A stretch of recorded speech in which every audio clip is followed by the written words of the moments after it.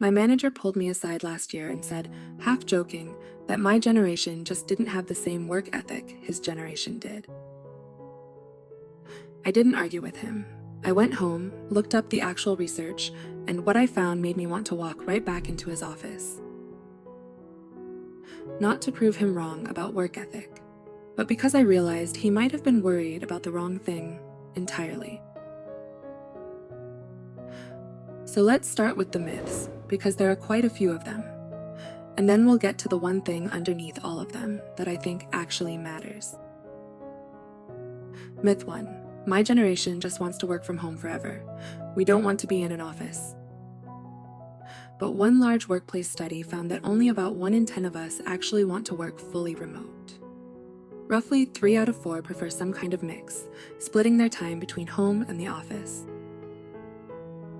Myth 2. We job hop because we're disloyal, bored, or entitled. It's true that a lot of us plan to leave our current job within 5 years. But researchers found that younger workers from earlier generations did almost exactly the same thing when they were our age. And when a job actually delivers on what it promises, around 6 in 10 of us say we'd happily stay for 10 years or more. Myth 3. This is probably the one I hear the most. We don't want responsibility. We don't want to lead. But the research says pretty much the opposite. We're actively looking for leadership opportunities, sometimes even more than previous generations were at the same age. Myth 4, and this is the one that really gets under my skin. We're entitled. We expect rewards without putting in the work. But one workplace study found almost the opposite. We ask for feedback nearly 50% more often than previous generations did. That's not entitlement. That's people who want to get better, and want to get better quickly. So if it's not laziness, and it's not disloyalty, and it's not that we're afraid of responsibility, what's actually going on with my generation?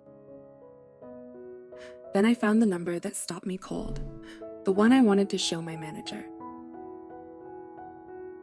Depending on the study, somewhere between 70 and 80% of us say we've felt lonely at some point in the past year.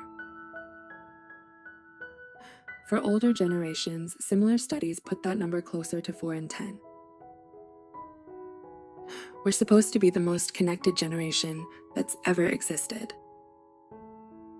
And somehow, we're lonelier than almost anyone who came before us. Then I came across something from a researcher who was looking at how Americans actually spend their time, and suddenly it all started to make sense. People between 15 and 24 now spend something like 70% less time with friends in person than people the age did just 2 decades ago. 70%, that's not a small drop, that's most of it, just gone. And that's when I started looking at all those stereotypes a little differently. Maybe job hopping isn't always about being disloyal. Maybe sometimes it's someone trying to find a workplace that won't burn them out the way the last one did. Maybe being on our phones all the time isn't because we don't care about real connection. For some of us, it's become the easiest way to stay connected to anyone at all. And maybe we're not lonely because we don't care about other people. Maybe it's the opposite. Maybe we care so much about connection that when it's missing, we feel it more. But there's actually a hopeful part to this, and I don't want to leave that out. Searches for things like run clubs and book clubs have taken off over the past few years. A lot of that growth is being driven by people my age, who are deliberately looking for ways to meet in person again. Some researchers call it socializing. It's low pressure, it's in person. There's no networking, no performance. You just show up. And honestly, that doesn't sound like a generation that doesn't care. It sounds like a generation that realized something was missing and started trying to build it back, on our own, without waiting for someone older to tell us how. I still haven't gone back into my manager's office with any of this. Not because I don't want to. I just don't think the point is to win an argument about work ethic.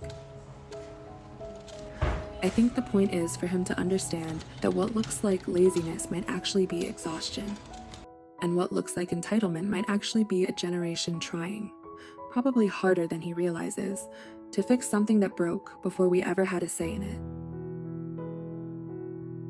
So the next time you catch yourself judging a 22-year-old at work, or at home, or maybe even in your own family, just stop for a second and ask yourself what they might actually be dealing with underneath it all, before deciding what their behavior says about who they are.